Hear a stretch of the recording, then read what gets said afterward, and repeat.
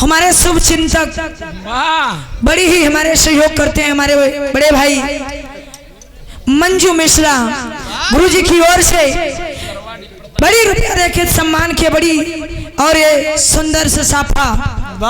और हमारे गुरुजी सूरजभान यादव गुरुजी 501 रुपये देके सम्मान किए और सुंदर पुष्पहार और एक साफा देके सम्मान किए। गुरुजी के छोड़ो प्रणाम, आशीर्वाद की चारी शकल पंच के प्रणाम।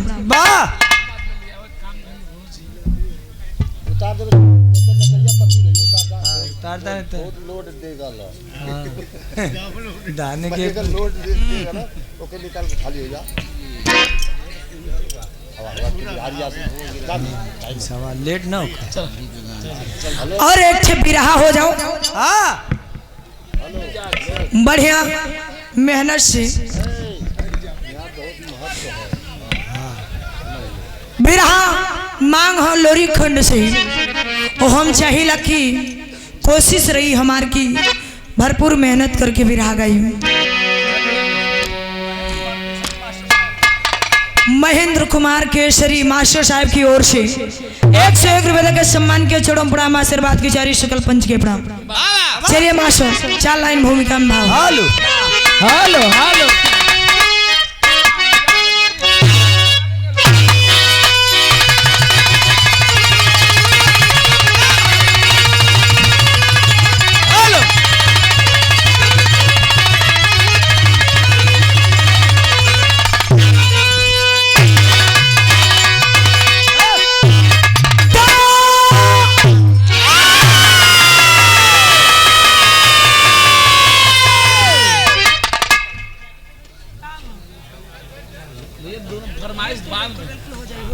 दूसरे नंबर पर फरमाइश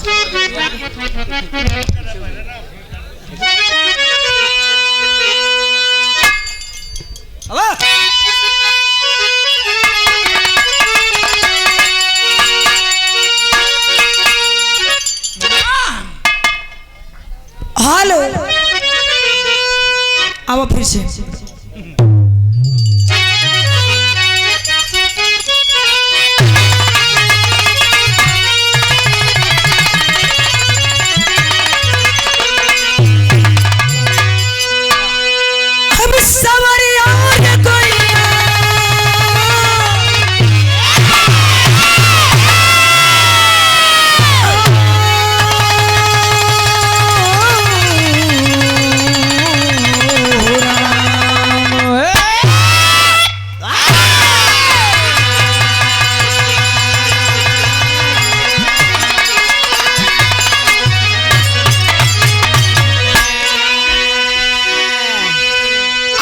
के बीच में एक बिरहा सुनावे चलो तनी। बिरहा का शीर्षक बाप का बदला बेटवा का मेहनत।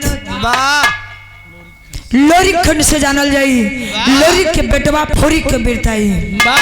कैसे मास्टर 4 लाइन भूमिका में भाव।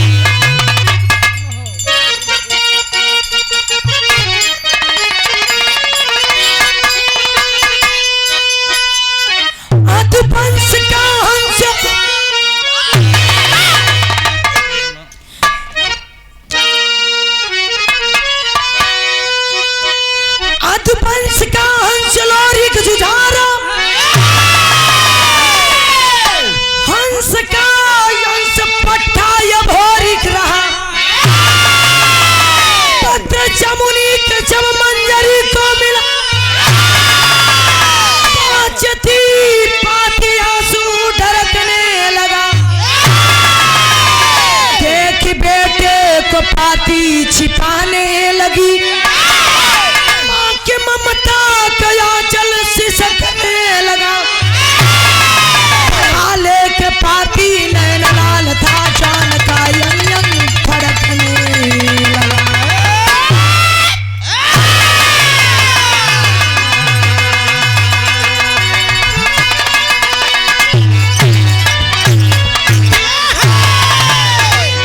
अधपंच का हंस लोरी जुझारा हंस का यंस पट्टा या भोरिक रहा।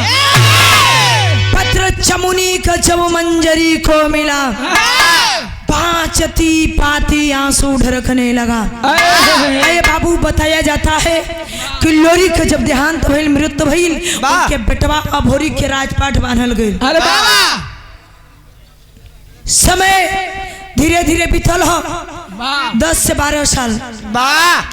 बतावल जाला कि एक बहुत बड़ा वीर रतन मलारी, हरदी का रतन मलारी से लोरी राजपाट जीत के अपने धर्मपत्नी जमुनी के देखे घरे अइलन गड़गौरा में। और जब गड़गौरा में अइलन तो उनका मृत्यु हो गई, देहांत हो गई। 12 साल बाद दो धन के ऊपर चढ़ाई कैले हो, ऐलान कर दिए है अगर ये धन के अगर लेवे के होके तो लड़ाई करे के होई, और नहीं तो छोड़ के चल जाए। पाती लिख के भेजले गड़गौरा में। आए बाबू जब पतिया के जमुनी देखले, मजरी देखले बा हो, झरझर झरझर आंख से आंसू चलत हो। तब तक भोरी केरो खेलत रह आइल, कलश के माई काहे रोवत अड़ू। मतारी बाबू बतावत ना बड़ी, लेकिन लड़का मन में विचार करते कैसे माँ से बिरहा के अंदर एक नहीं कौवाली एक टुकड़ा बा।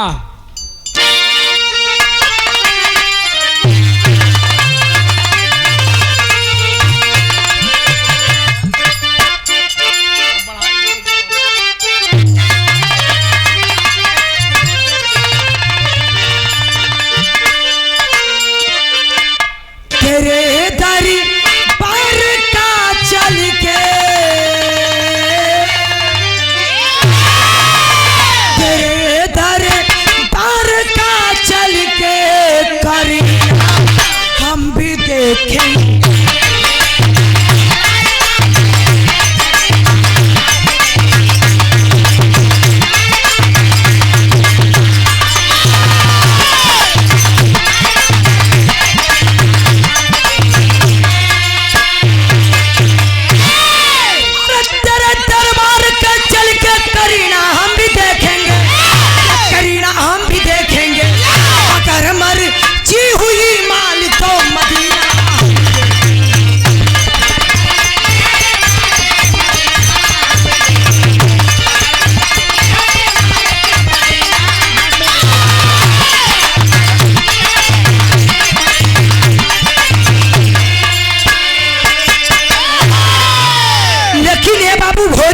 खेले गए लहल पतिया हथिया हथवा में ले ले हो। तब लड़का की कलश की जब हमारे घर का पाती होखी हम करब का कैसे मासे।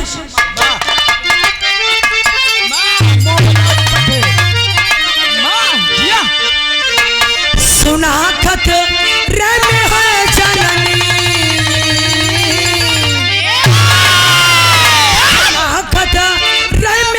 जननी निगाह लाल होठ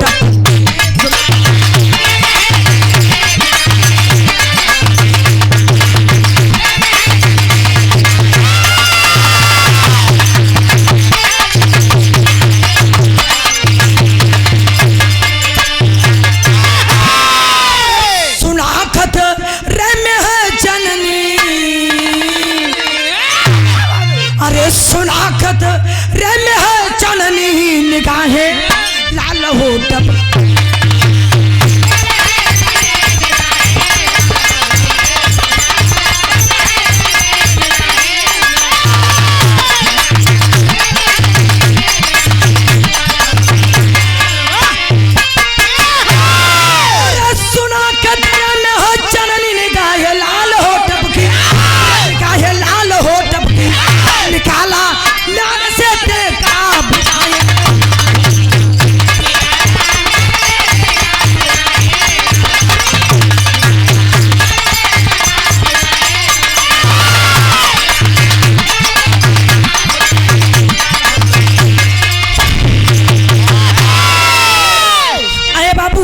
लड़का छोनी समय भोरी कलश के अगर हमारे घर का पाती होखी तो हम गर्दनमा उतार ले हो।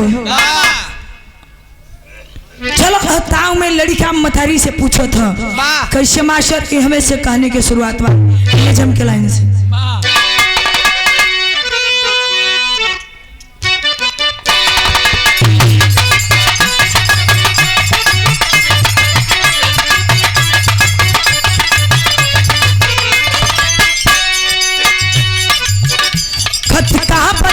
लगी बात लाल से,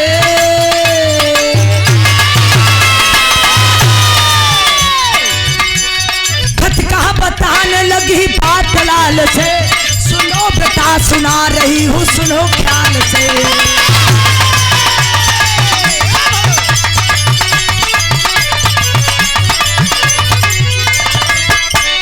जैसी हूँ माता मैं चन्मा दुलारी, वैसी ही माता जमुनी पति की पुजारी।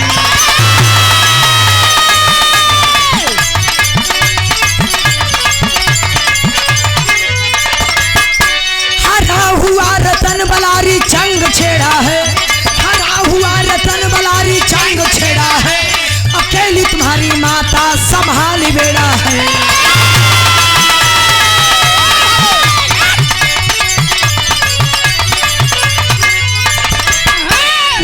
गौरा बालों से गुहार लगाई, तोरे पिता बिना नैया के पार लगाई।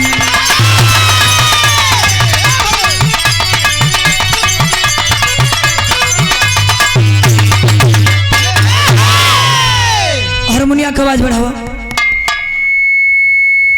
हेलो हेलो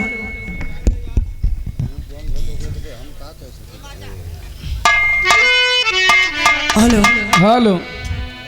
ए भैया खत का बताने लगी बात लाल से, मतारी कलश की बटवाई खत का बात बड़ी बात है, तोहरे बस की बात ना है। अब ही जियो अवरी खाम कलश के नाम आई हमें बता द कि ये खत हो कैसन।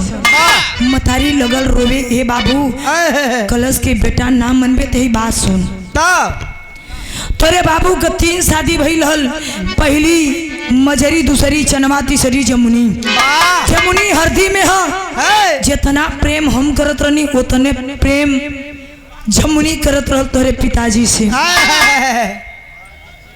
आए बेटा तोरे बाबूजी के, तोहर बाबूजी एक रतन बलारी बहुत बड़ा वीर हो, बहुत बड़ा राजा हो, वही से राजपाट जीत के तो बाबू तोरे माई जमुनी के देखे गड़गौरा में यहाँ घरे अलन, देहांत हो गई, मृत्यु हो गई। आज 12 साल के बाद रतन बलारी वो धन के ऊपर चढ़ाई कैले हो। ये बाबू जब इतनी बतिया के भोरी सुनले बन हो, वो करी तन तन में आग बुझे लगल। कैसे मास्टर गीत लगल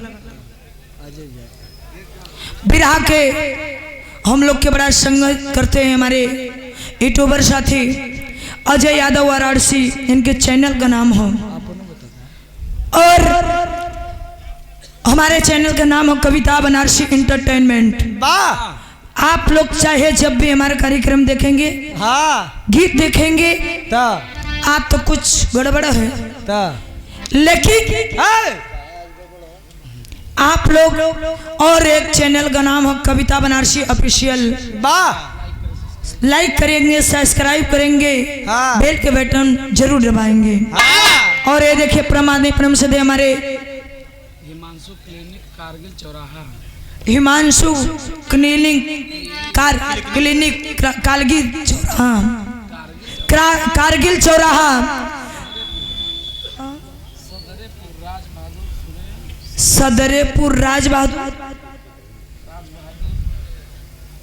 बहुत सूचना बहुत है, चलाओ भैया की तरफ से। अरे देखिए बड़े भैया की ओर से बड़ी रुपया देके सम्मान किए भैया के छोड़ो प्रणाम आशीर्वाद के चरी नाम साफ सब बताओ लो, नमो पे दे लोग पैसा देवे लन। हाँ मजे का दरकार से। कैसे मास्टर गीत बड़ी मिजाजी हो।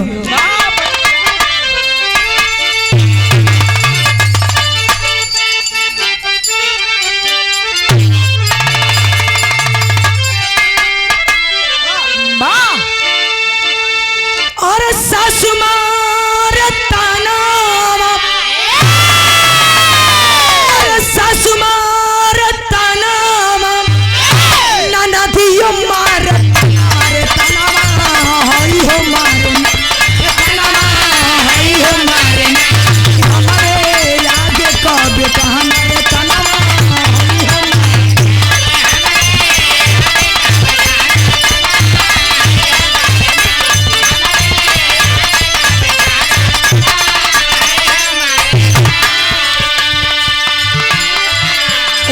को तनी गुरुजी मत कहिया कि हमरा को तनी सर की रात में गुरुजी कहे, लेकिन जब बुल्लू गुरुजी उठे तब कहे कौनो लड़की से अगर बिरहा हो खे तब गामे का गामे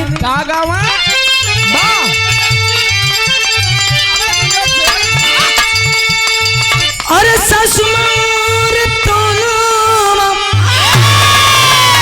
अरे ससुमार ताना होई नो नदियो मार ताना होई हो मार ताना होई हो मारे ना हमारे लागे कभी ताना होई हो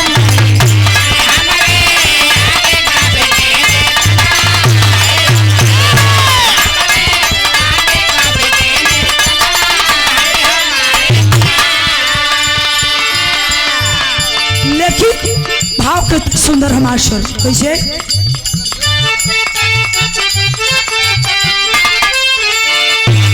अरे तेरे जमाल ललनवा सुन के, तेरे जमाल ललनवा सुन के माई के रूप अरे सनवा कैसे जाई, अरे सनवा कैसे जाई चपले रही तन में जन हमारे सनवा कैसे जाई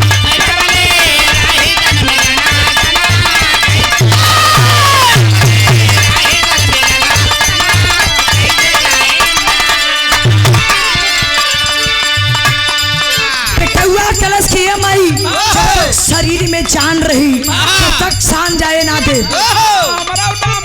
अरे हम लोरी का बेटवा भोरी कहीं हो तनिको नहीं सुना होखी कहे एक बात और कहे था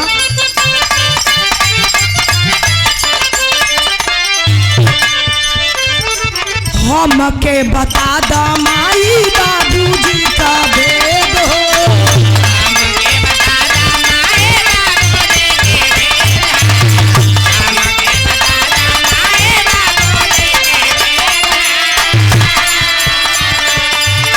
चिंता न कर हमसे कहा तू सचेत हो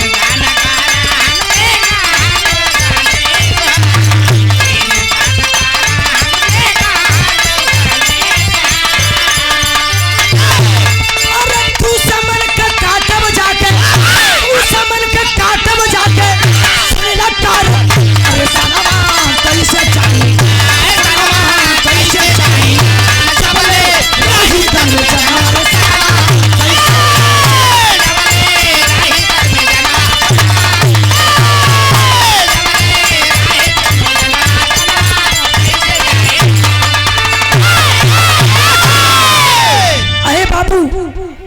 ये देखिए इस वीर रस के भाव पे हमारे गुरुजी हमारे गार्जियन आज के हमारे मलिकार सूर्य भान यादव गुरुजी की ओर से और मंजू मिश्रा हमारे गार्जियन बड़े भैया की ओर से ये 501 रुपए देके 1001 रुपया देके सम्मान किए।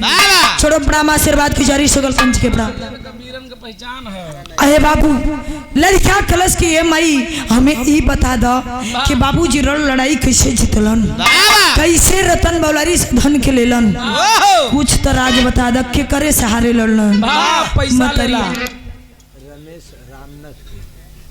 रामनाथपुर रामनाथपुर के धरती से रमेश बाबूजी की ओर से ये 10 रुपए देकर सम्मान के छोड़ो बड़ा आशीर्वाद की चाह रही। अरे बाबू मई रोवत अड़ी झरझर झरझर आंख से आंसू बहुत हो कली तोहरे बस यही लड़ाई ना हो अब वही अपने जिंदगी में जियो और खा कहे अरे हमरे घर का सम्मान जाए चाहता अभी समझावत नहीं कि जियो और खा यही ना हो पाई।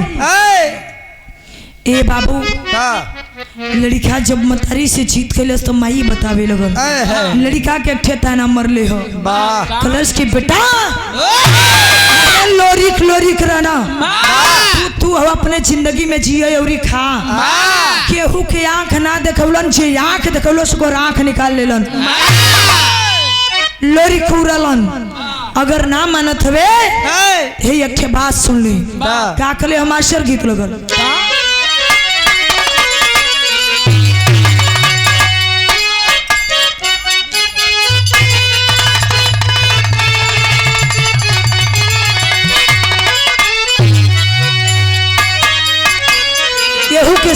रामदेव गुरु जी का अपने चमानी के आलम में गाय के गए गाय के चल गए लोन। तो तब तो हो जा।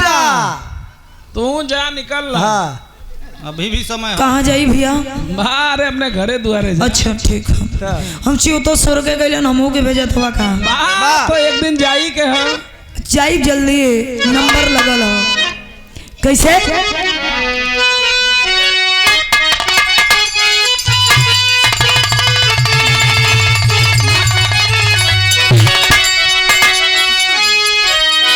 सासू गली हटिया ननद पूरवटिया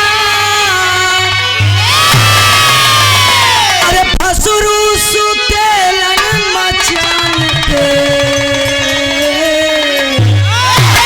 हम बिकाय गईली कबेरा पान पे।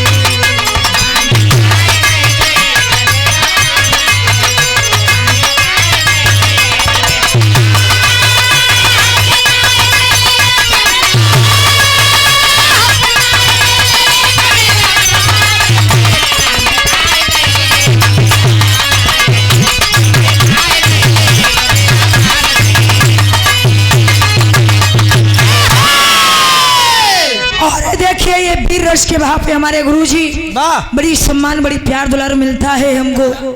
ये प्रयागराज की धरती है, वीरों की धरती है, पहलवानों की धरती, हर कलाकारों की धरती है। ये बाबू हमारे गुरुजी त्रिभुवन नाथ यादव गुरुजी की ओर से बड़ी रुपया देके सम्मान बड़ी प्यार दुलार गुरुजी के चरणों पर आशीर्वाद के चाहे हैं। लेकिन माई बचवा को तनी का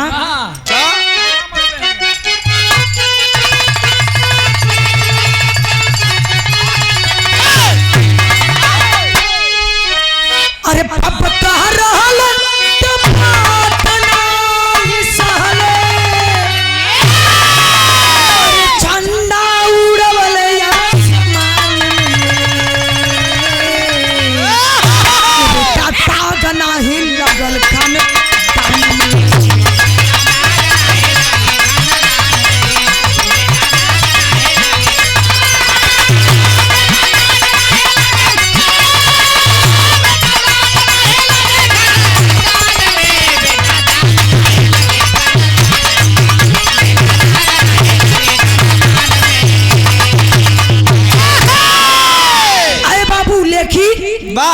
मतारी जब कलिन की बेटवा अरे ताक तोरे खानदान में कबहू ना लगल, अगर आज लग जाई तो बड़ी बेइज्जती होखी, लोरी का नाम डूब जाई। ये बेटा लड़का कहे नाम आई ऐसा हो ही न पाई।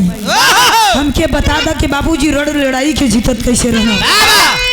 लड़का ना मनलस, माई बतावे लगल कि अगर ना मानत हो सुन वही पोहा में एक पोखरा है, अब पोखरा में तोरे बाबूजी के जौने घड़ा से माई दुर्गा के जल चढ़ावत रहना वही घड़ा फेंकल है, और वही पोखरवा के बगल माई दुर्गा का मूर्ति है।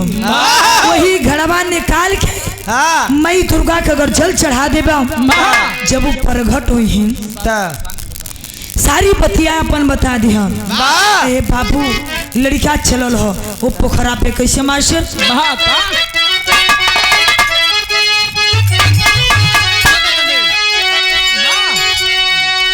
अरे मरल सरियाज तब बांध लिया बेटा पोखरा में कूद गया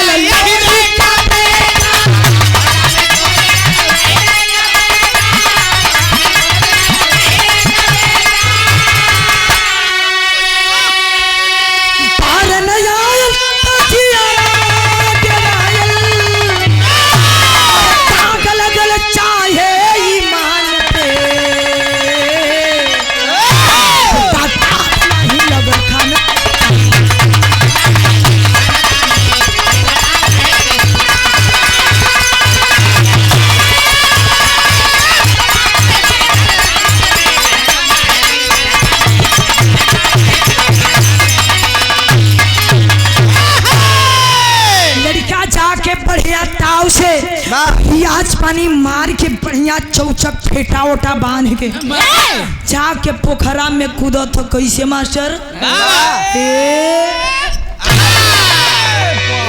चौकिया नीचे अरे धस पूरा गया। करार टूट जाई पोखरा कर। पोखरा में कूदल ह ना आइल कुछ टाइम जब बहरी ना निकलल ह तो लोगन के जीव डेराए लगल वाह कि लगत है कि लोरिका के खानदान मिट जाई।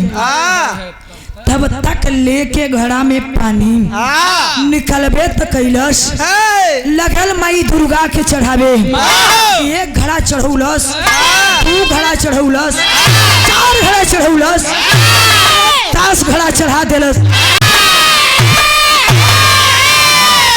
मूर्ति में जान ना हो। वाह पैसा ले ला।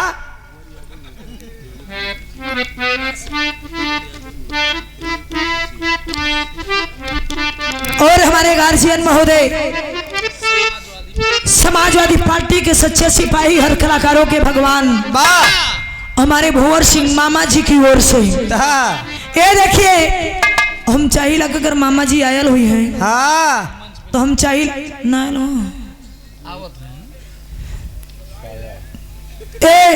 मामा जी की ओर से 500 रुपए देकर सम्मान किए। मामा के चरणों प्रणाम, आशीर्वाद के चारी सकल पंच के प्रणाम। लड़का आगे बढ़ल मतारी से कलश के ना प्रकट हो मूर्ति आके पकड़ पकड़ के बार बार कहे अरे बाबू जब मूर्ति में जाने ना हो तो कुछ सुनी है का कहे गुस्सिया आ गई लड़का लगन गलगन गनगन कापे पानी चढ़ावत चढ़ाव लड़का एकदम डर गई कापे लगल एकदम गुस्सा में चूर हो गई। कहत कि ना प्रकट हो ना प्रकट हो। बाबूजी जल चढ़ौलन हमहू जल चढ़ौली। अगर बाबू तो के पानी चढ़ौलन हमहू पानी चढ़ौली। अगर बाबू तो खून चढ़ौले हुई तो हमहू खून चढ़ाई। कैसे ना प्रकट हो ए बाबू लड़का कहले ह का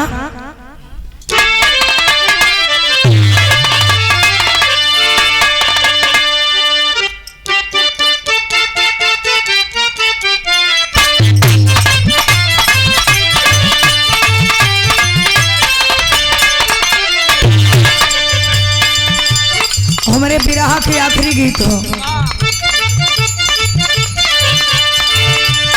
थोड़ो भक्त नवरात्र महीना माई दुर्गा का वाहन खोले हो कैसे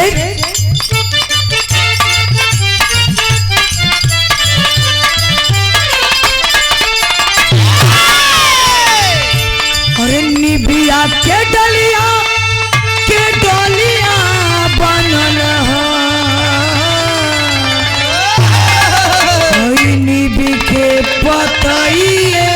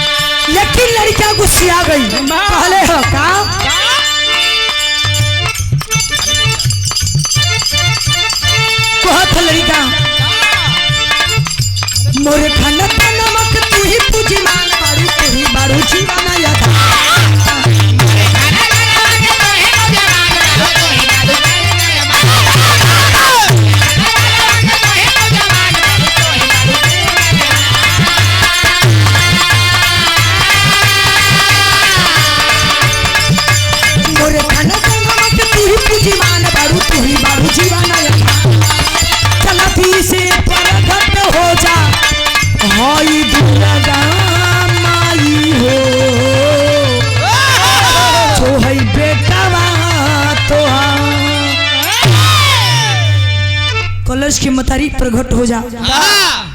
आज तो हर राह ने हर तने मान सम्मान इज्जत चल जाई, लेकिन मई दुर्गा प्रकट ना होली तब लड़का गुस्सिया के कले का कले हम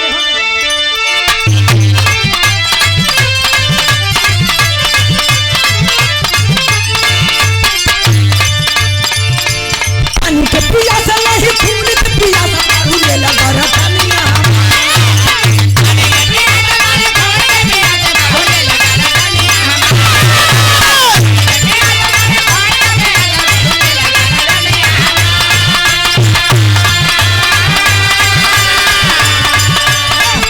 पिया से नहीं फूल के पिया से फूले लगा रखनिया चलती से परगट हो जात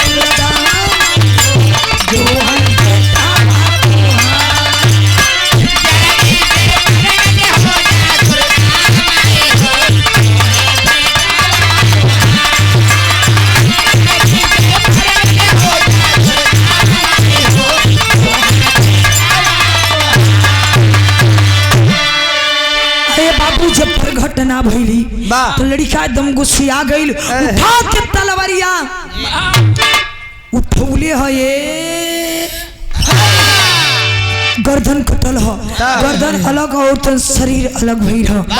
ए बाबू मुरझाए लगल बचवा का शरीर हो, तब तक हाहाकार मच गई, धरती आसमान डगमगाए उठल। तब तक मई बन सती देखत रही, कहे लगो तक कि अब ई मानी ना, लोरी का खानदान मिट गई। कलिन की जाई पहले दुर्गा के मनाई, गईली कहाँ उड़ल बड़ी गईली ब्रह्मलोक में, गईली तो देखली इंद्रासने पर मई दुर्गा बढ़िया से झूला झूलत कली का हो तो शर्म ना लगत हो, यहाँ आके झूला झूलत हो, वहाँ तार भक्त भोरी गर्दन उतार ले हो, इतने ना तोरी चरणमा में हई गर्दनमा ऊपर उतर के चढ़ गई। मई दुर्गा कली बड़ी जिद्दी हो सब, जैसे बाप वैसे बेटवा, चला ब्रह्मा जी के मनावे के पड़ी। गईली ब्रह्मा जी के कनी भैया एक ठे उपकार कर देता, कहे का भइल, कहे हमरे भक्त लोरी के बेटवा भोरी के गर्दन काट ले हो, जिद्दी बड़ा हुआ के जियावे के हो, भले ओकरे बदले में हमार जान लेला, लेकिन ओके जीवन दान दे दा। अये बाबू ब्रह्मा जी कल ठीक चले के परे अलन हवा में, जब वो हवा में अलन, जब बोहा में आइल बड़न तो देखलन गंगा जी पानी, ये पानी डाल के लड़का को उठावत हो, लेकिन उठत ना हुआ। अरे बाबू जब उठत ना हुआ तो ब्रह्मा जी कलन एक करा के मजरी के दूध का जरूरत है, कहे जाई के लिए ले मई दुर्गा कलिन के हम जिंदगी भर थकली थे जो हक बुढ़िया के भेष बनौली, कटोरिया लेके चल रही पहुंचली मजरी के दुआरे, कली की भैया तोहरे लइका को जान जाए चाहत हो, तोहरे दूध के जरूरत है। मजरी के आंख से झरझर झरझर आंसू बहत है। ये बाबू कहे कि हमारे पति के मरले 12 साल हो गई, बेटवा हमारे 12 साल हो गई, हमार तन झुरा के लकड़ी हो गई, दूध कहाँ से हुई।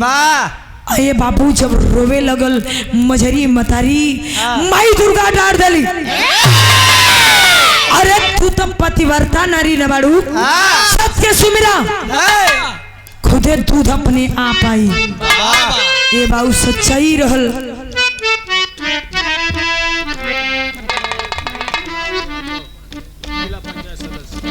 और ये देखे प्रमादे परम श्रद्धे भोवर मामा के बड़े भाई गुलाब मामा जिला पंचायत सदस्य जोशी प्रयागराज की धरती से ये 501 रुपए का सम्मान किया। छोड़ो प्रणाम आशीर्वाद की 4 सकल पंच के प्रणाम।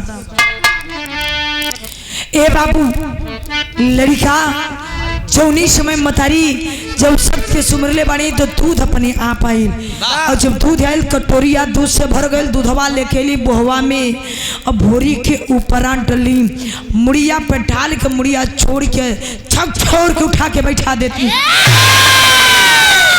काहे गर्दन कटला भोरी के निगाह ऊपरे ह कैसे मास्टर बिरहा के अंदर टेरी से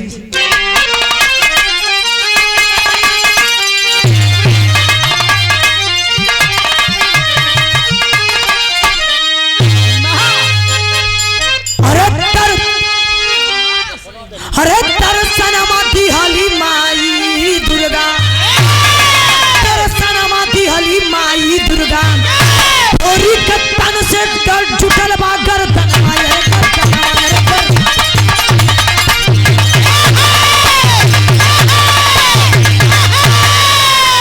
तरसनमा दिहली माई दुर्गा भोरी के तन से जुड़ल बा गर्दनवा हो दर्शनमा दिहली माई दुर्गा दर्शन पाके पीर या भोरी दुर्गा को शीश झुकाया है दर्शन पाके पीर या भोरी दुर्गा को शीश झुकाया है धर्म की माँ की असमत खतरे में सारी बात बताया है दुर्गा बोली ये बेटा मंगरा घोड़ा तुरंत तैयार करो बड़ा पिछीला रणहरदी में चुनौती स्वीकार करो कहे जौन चुनौतिया है के स्वीकार करला ए बाबू भोरी चुनौती स्वीकार कैले ह कलश की आज के 14 दिन लड़ाई होखी अब ये हर मतारी भेज दिली कि जा माई मजरी से पूछा कि मंगरा घोड़ा कहाँ हो जाके माई मजरी के पास कलंक की माई मंगरा घोड़ा कहाँ हो कली ये बेटा तोहरे बाबूजी के मरले 12 साल हो गई मंगरा घोड़ा केहू का पोष ना मानत रहल से बरगड़ा खनवा के वही तो ढकवा दिले बनी थोड़ा सा जगह छोड़ले बनी जौने सो के दाना और पानी मिले अरे बाबू कैलन तुरंत घोड़ा निकलम मंगरा के निकलले बाड़न और निकाल के हाथ जोड़ के सामने खड़ा हो गइलन कहे बाबू जैसे बाबू के रथ लड़ाई हकला राह देखौला आज बेटवा भी मजबूरी में फसल है आज बाबू को सम्मान जाए चाहत हो मई किस्मत खतरे में बाबू लजिया बचाला मंगरा घोड़ा कलश की 12 साल मुआ दिलक खियले बिना कैसे बतावई लोहा लड़ाई ले आई पहले खियावा पियावा 2-4-10 दिन तैयार करा ए बाबू खिया पिया के नहवा धोवा के मंगरा घोड़ा के तैयार कैल और तैयार करके लेके पहुंचत हुआ कहाँ हरदी में बताया जाता है इतिहास में सिर्फ 2 ही घोड़ा का नाम है एक राणा प्रताप का चेतक घोड़ा एक लोरिक का मंगरा घोड़ा एक ठोकर बहनिया रहल पौनी ओके भूल गए बच्ची पौनी घोड़ी रहल हमेशा मंगरा से एक हाथ ऊपर रहूं पौना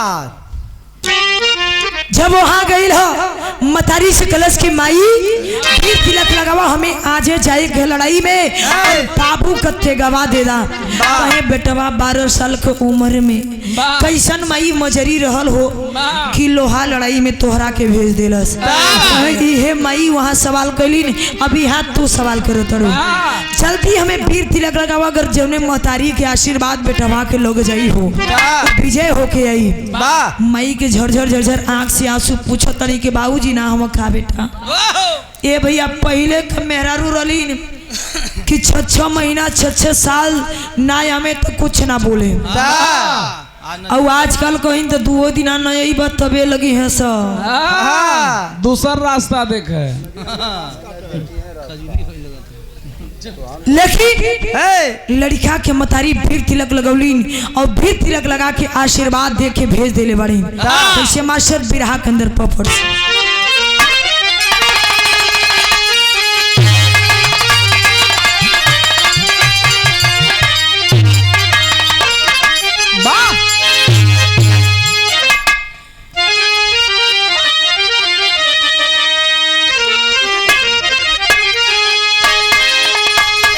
अरे धरती के धरती पर किया धमाल लाल गौरा वाला धरती के धरती पर किया धमाल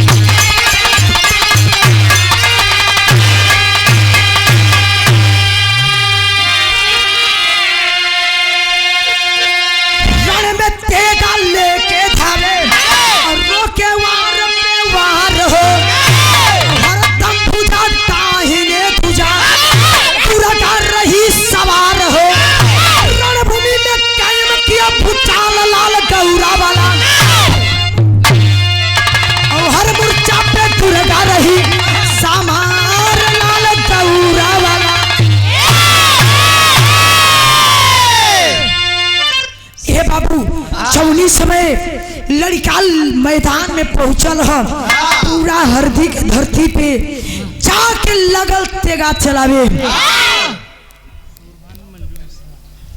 हमारे गार्जियन महोदय सूर्यभान यादव, मंजू मिश्रा गुरु जी की ओर से ये देखिए हजारों हजार रुपया देके सम्मान किया। चढ़ो प्रणाम आशीर्वाद के जारी सकल पंच के प्रणाम। लड़का लगल तेगा पे तेगा तेगा पे तेगा तेगा पे तेगा तेगा पे तेगा तेगा पे तेगा तेगा पे तेगा तेगा पे तेगा भोरिक भैल हाँ अब भाई खाओ खेला। हाँ ए भैया लगल तेगा चलावे पूरा एकदम हरदी के धरती खून लहू लहान कर देले हो। रतन बलारी से लड़ाई छिड़ गई हो। भोरी मारे रतन बलारी के कतहू दाग ना लगे, लेकिन जब रतन बलारी मारे भोरी के हो लगे कतहू मई दुर्गा नजरिया घुमा दे। जब नजर घुमावे तब पटा जाए। मतारी छल कई गई कैसे मास्टर आल्हा से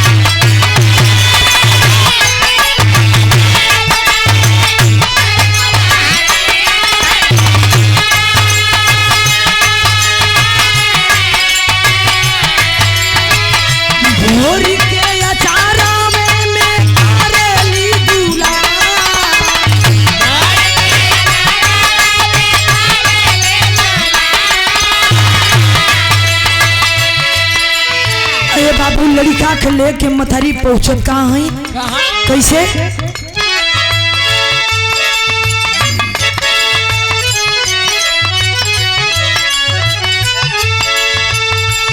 अंग अंग चोस रोसा अरल पीरावा के भैया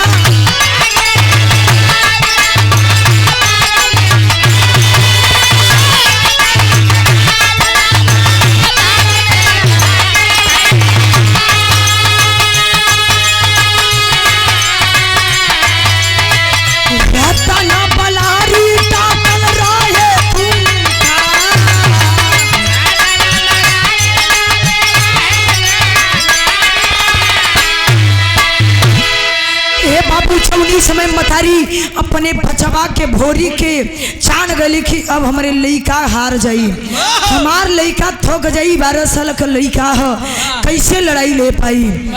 तब तक मथारी रणभूमि में परछाई छोड़ के अब भोरी के लेके उड़ गई ब्रह्मलोक में। ब्रह्मलोक में उड़ल बाड़ी ब्रह्मा जी से कलीन की भैया बड़ा या बहनी के ऊपर उपकार कर दिला, लेकिन एक उपकार और कर दा। कहे का भइल कहे रतन बलारी का मौत दे दा। कहे नहीं ई देवलोक में अन्याय होखी। कहे देवलोक में अगर अन्याय होखत हो तो देवलोक के लेके चलत हो तो लेके चला। हई ब्रह्मासन में आग लगा के हम जाते नहीं। कलीन की बहन जे जैसन करी वैसन पाई, जे जवन बोई उहे काटी। हई लेके जा लेके आइल बड़ी ओके फाड़ के फेंकनी और फूक ताप के भोरी के भेज दिली मैदान में। हिंदलाल आर्मी परवेजाबाद ये देखिए बड़े भैया की ओर से 101 रुपए देके सम्मान के छोड़ो प्रणाम आशीर्वाद के जारी सकल पंच के प्रणाम। अपना म्यूजिक प्रयागराज महेंद्र यादव बड़े भैया की ओर से 101 रुपए देकर सम्मान के भैया के चैनल को सब्सक्राइब करिए, आप लोग लाइक करिए। कैसे मास्टरी है हमारे बिरहा का आखिरी रहल बाप का बदला बेटवा चाक के 24 समय मैदान में पहुंचल हो। उठा के तेगवा रतन बलारी के आव ताव ना देकर चला दिले हो। चलौले हर रतन मलारी का मुड़ी अलग शरीर अलग हो गई पूरी हाहाकार मच गई जवन काम बाप ना कैले सु बेटवा कह के देखौला बेटवा रहे थे ऐसन लेकिन आखिरी लाइन लोग सोचत हो मन में का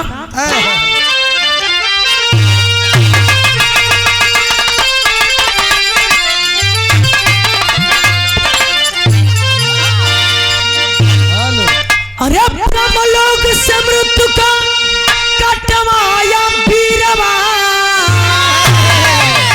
अरे ब्रह्म लोग से मृत्यु का कटवाया बीरवा में पिछाई पता का लहराया बीरवा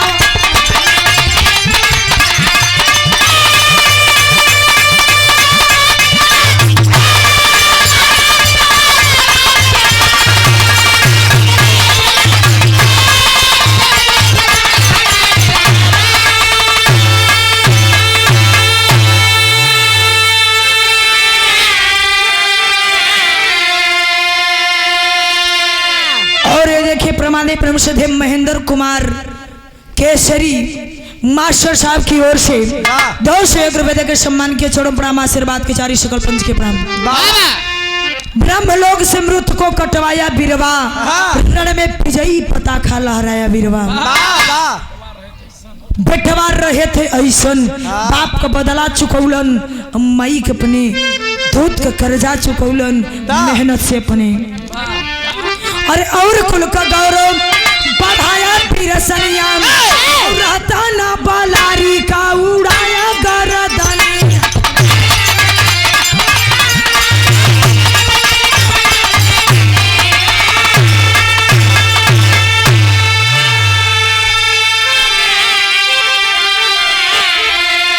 आपका बदला दुश्मन से चुकाया हीरवा बदला दुश्मन से चुकाया हीरवा रण में विजयी पताका लहराया बीरा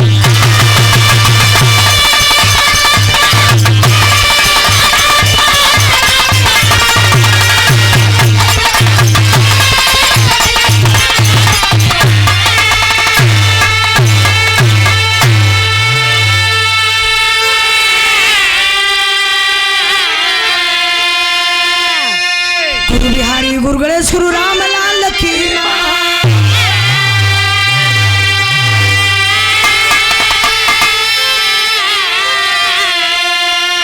कथन कर कभी चंद्र का कहीं धूप कहीं छाया